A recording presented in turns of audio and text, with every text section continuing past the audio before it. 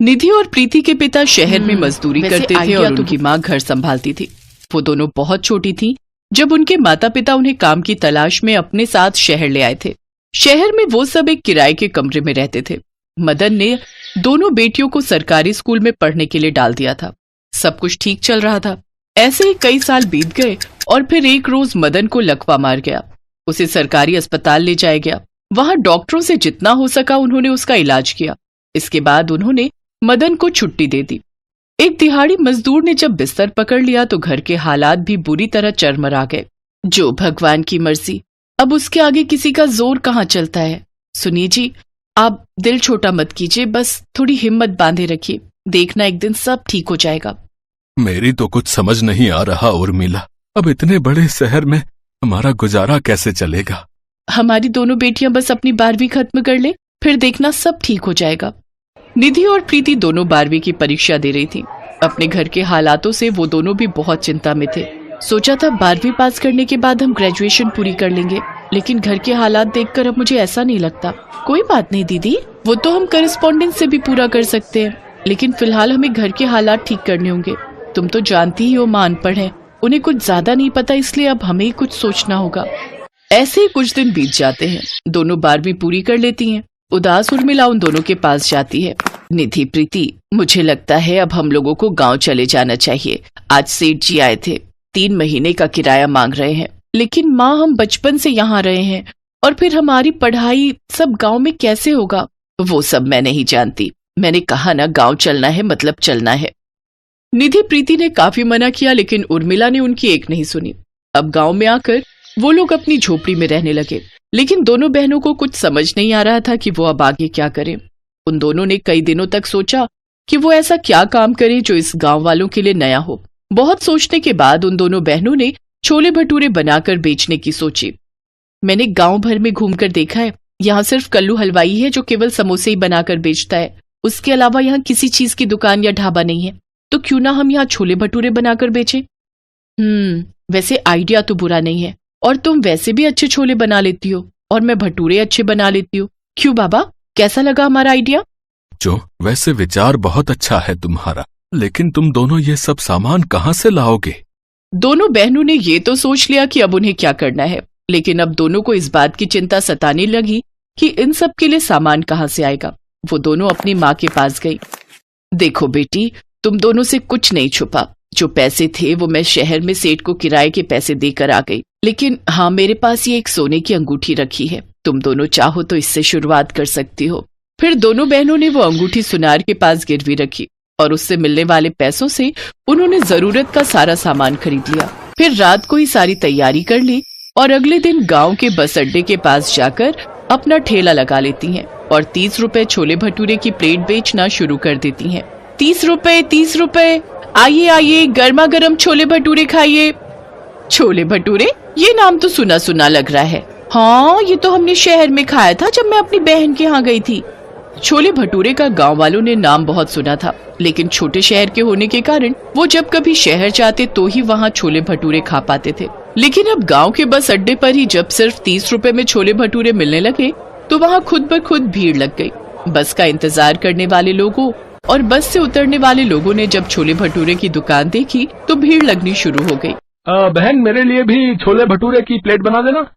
हाँ भैया, बस अभी लो। निधि गर्मा गर्म भटूरे तलती गई और प्रीति उन्हें सर्व करती गई।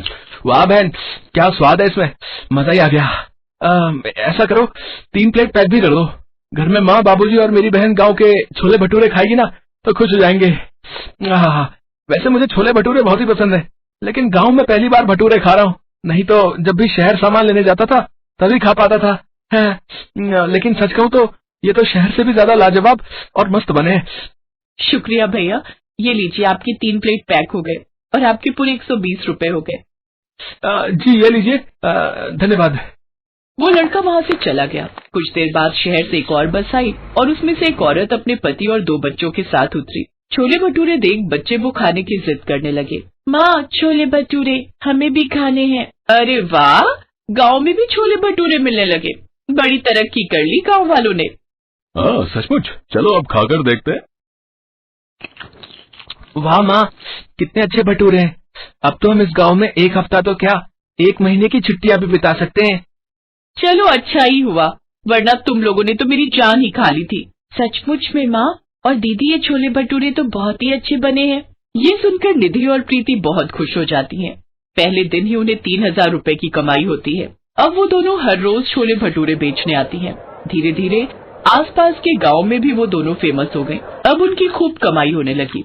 ऐसे ही उन्हें 1 साल बीत गया। अब उन्होंने अपनी माँ की गिरवी रखी अंगूठी भी छुड़वा ली, तो वहीं अपने पिता का इलाज भी महंगे बड़े अस्पताल में करवाने की ठानी।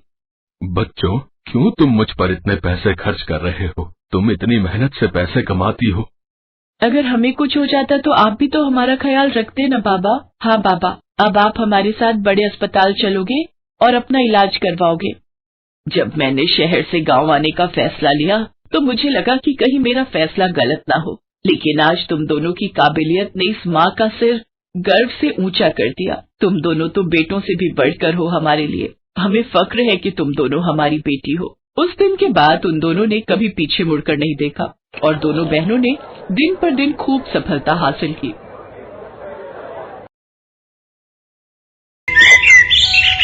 दीदी, ये वाला सवाल देखो ना, समझ नहीं आ रहा। कौन सा? ये वाला? अरे पगली, ये तो बहुत आसान है। देख, पहले इसे जोड़ना है और फिर इसमें से घटा देना है, सिंपल। अरे हाँ दीदी, तुमने तो कितनी आसानी से कर दिया और मैं कब से माथा मार रही थी। कई बार माथा मारने की जरूरत नहीं होती, बस नजरिया बदलने से बात बन जाती है। सही कहती हो दीदी। अच्छा ये बताओ, वो कॉलेज का फॉर्म भर दिया तुमने? नहीं, मैं नहीं भरूंगी उसे, मैंने तो कुछ और सोचा है। हैं? ऐसा क्या सोचा है? मुझे भी बताओ। मुझे यहाँ गांव में रहकर नहीं पढ़ना। अपने गांव के कॉलेज में ना तो मेरा मनपसंद कोर्स है और ना अच्छे टीचर्स। मुझे तो शहर जाकर पढ़ना है। हाय राम, शहर जाओगी? और तुम्हारे साथ कौन रहेगा वहाँ? कोई नहीं, मैं अकेली रहकर पढ़ाई करूंगी वहाँ। क्या अकेली रह लोगी दीदी? हाँ, उसमें कौन सी बड़ी बात है। अरे 12वीं में इतने अच्छे नंबर लाने का क्या फायदा अगर सारी जिंदगी गांव में ही बितानी है तो। वो बात तो ठीक है दीदी, लेकिन अपने गांव का माहौल तो तुम्हें पता है ना। यहाँ लड़कियों को स्कूल ही बहुत कम लोग भेजते हैं और तुम शहर जाकर। बस इसी सोच ने तो बेड़ा गर्क करके रखा है। ये बात तो सही है दीदी। सच बताऊं तो मुझे भी शहर जाकर पढ़ने में कोई बुराई नहीं लगती, बस वहाँ के टिमटाम से डर लगता है। टिमटाम मतलब? दीदी, मेरी एक दोस्त बता रही थी, उसके मामा की बेटी गांव से शहर गई थी पढ़ने, लेकिन वहाँ जाकर 1 नंबर की घमंडी और बदतमीज हो गई वो। और तो और तुम्हें पता है, वो तो सिगरेट भी पीने लगी है। तो क्या हुआ, शहर की जिंदगी अलग है, लोग बदल ही जाते हैं वहाँ जाकर। नहीं दीदी, तुम अगर शहर जाओ तो कभी मत बदलना। ऐसे कह रही है जैसे कल ही जा रही हूँ मैं। अभी तो बाबा को मनाना है, जो सबसे मुश्किल काम है। तुम फिक्र मत करो दीदी, हम दोनों मिलकर बाबा को मना ही लेंगे। सीमा और माला सगी बहनें थी। सीमा छोटी थी और माला बड़ी। दोनों ही पढ़ने में बहुत होशियार थी। माला ने हाल ही में बहुत अच्छे नंबरों से 12वीं की परीक्षा पास की थी और अब वो शहर जाकर बीकॉम की पढ़ाई करना चाहती थी। उसके पिता लालचंद के गांव में कई खेत थे। वो माला को पढ़ने के लिए शहर भेज सकते थे, लेकिन फिर भी उन्हें मनाना इतना आसान नहीं था। क्या शहर? ना बिटिया, जो करना है यही रहकर कर लो। वहाँ अकेली कैसे रहोगी? रह लूंगी बाबा, मैंने सब पता कर लिया है। कॉलेज का अपना हॉस्टल है जहाँ स्टूडेंट्स आराम से रह सकते हैं। सब कुछ बहुत अच्छा है वहाँ, मेरा यकीन कीजिए। वहाँ जाकर मेरी जिंदगी बदल जाएगी, सच में। बिटिया, तुम्हारी माँ को तुम्हारी जरूरत है। सारी जिंदगी घर संभालते संभालते थक गई है वो। और वैसे भी तुम तो पढ़ने में इतनी होशियार हो, यहाँ गांव से भी बहुत कुछ कर सकती हो। फिर शहर जाने की क्या जरूरत? जरूरत है बाबा, क्योंकि दीदी का मन है शहर जाकर पढ़ने का। आप उन्हें जाने दीजिए और मैं हूँ ना यहाँ माँ के साथ। मैं यही रहूंगी हमेशा, ये वादा है मेरा।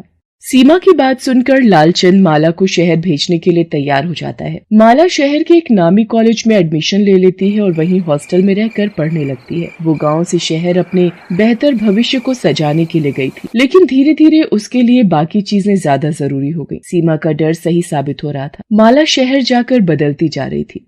माला, तैयार रहना, आज रात का प्लान है। वार्डन के सोने के बाद निकलेंगे सब। अच्छा ठीक है यार, बट कल एग्जाम है। अरे यार, अब तो नाटक मत शुरू कर। एग्जाम्स तो आते ही रहते हैं, लेकिन डिस्को पार्टी का ये मौका बार बार नहीं मिलता। बात तो तेरी ठीक है। चल फिर चलती हूँ मैं। दोस्तों के साथ घूमना फिरना, पार्टीज करना, अब यही सब माला को पसंद था। इस वजह से उसका पढ़ाई में उतना मन नहीं लगता था। उसके मार्क्स लगातार गिरते जा रहे थे। दीदी मैंने नेट पर देखी तुम्हारी मार्कशीट, नंबर तो बहुत कम है दीदी। हाँ तो क्या हुआ, अगले सेमेस्टर में कवर कर लूंगी मैं। वैसे तूने ये बात बाबा को तो नहीं बताई? ना दीदी अभी तो नहीं बताई, लेकिन उन्हें बताना तो पड़ेगा ना, वो पूछेंगे तो। नहीं, उन्हें कुछ भी बताने की जरूरत नहीं है, मैं घर आऊंगी छुट्टियों में तो संभाल लूंगी सब, बस तू अपना मुंह बंद ही रखना, समझी? चल अब फोन रखती हूँ मैं, मेरे दोस्त बुला रहे मुझे। दीदी ये सब सही नहीं है, तुम शहर पढ़ने गई हो या ये सब करने? तू एक नंबर की गंवार और बेवकूफ है सीमा, ये सब शहर में रहने के तौर तरीके हैं, समझी? दोस्तों के साथ थोड़ी सी ड्रिंक कर ली तो क्या हुआ, कुछ गलत नहीं है इसमें। ना दीदी जो गलत है सो गलत है, तुम वापस आ जाओ, तुम्हारा कॉलेज तो खत्म ही होने वाला है ना। तू पागल है क्या, मुझे गाँव वापस कभी नहीं आना। तो अब वहाँ रहकर करोगी क्या? तुम्हारे मार्क्स भी ऐसे नहीं है कि कोई अच्छी नौकरी मिल जाए तुम्हें। तो क्या हुआ? अरे सीमा मुझे शहर जाकर समझ में आया है कि असल में ये पढ़ाई वढ़ाई से कुछ भी नहीं होने वाला, मैंने तो अपनी लाइफ सेट कर ली है। क्या मतलब? देख मेरे कॉलेज में एक लड़का है राजीव, वो लट्टू है मुझ पर, उसके पापा बहुत बड़े आदमी हैं, बस अब राजीव से शादी करनी है मुझे तो। क्या दीदी ये सोचकर तो नहीं गई थी तुम शहर, तुम्हें तो अपना करियर बनाना था ना। और वैसे भी बाबा इस शादी के लिए नहीं मानेंगे, नहीं मानेंगे तो ना माने, राजीव मुझसे हर हाल में शादी करने को तैयार है, समझी तू? और रही बात करियर की, तो एक अमीर खानदान में शादी हो जाए और क्या चाहिए। मैं तो कहती हूँ कि तू भी समझदारी से काम ले, गांव में रहकर कुछ हासिल नहीं होगा तुझे, चल मेरे साथ शहर, लाइफ सेट हो जाएगी तेरी भी बिल्कुल मेरी तरह। नहीं दीदी तुम्हें ही मुबारक हो ये सब, मैं यही गाँव में ही खुश हूँ।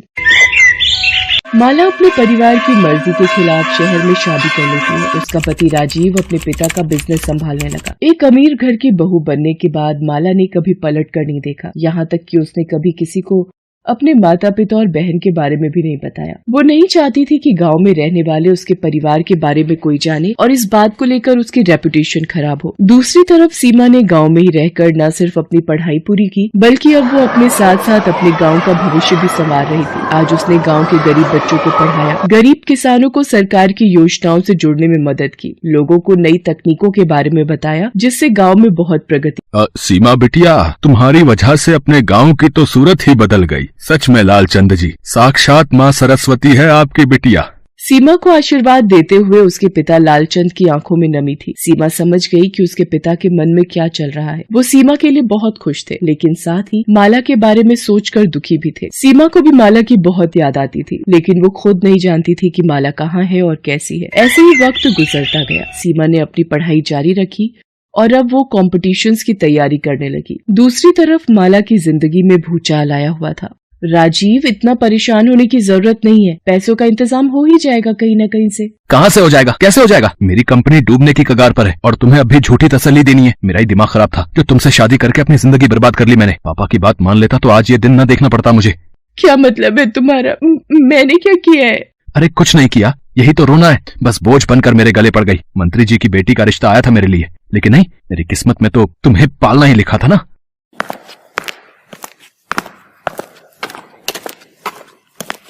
माला जल्दी से तैयार हो जाओ, तुम्हें मेरे साथ चलना है। लेकिन कहाँ? मुझे पता चला है कि अपने बैंक में नई मैनेजर ने ज्वाइन किया है। लेडीज है तो तुम्हारे बात करने से ज्यादा फर्क पड़ेगा। तुम कैसे भी उन्हें मना लेना, अब सब तुम्हारे हाथों में है। कुछ भी करके लोन माफ होना चाहिए, समझी? राजीव और माला बैंक समझते हैं। बड़ी मुश्किल से उन्हें बैंक मैनेजर का अपॉइंटमेंट मिलता है। राजीव बात करने के लिए माला को अकेले भेजता है। माला जैसे ही बैंक मैनेजर को देखती है, उसकी आंखें खुली की खुली रह जाती हैं।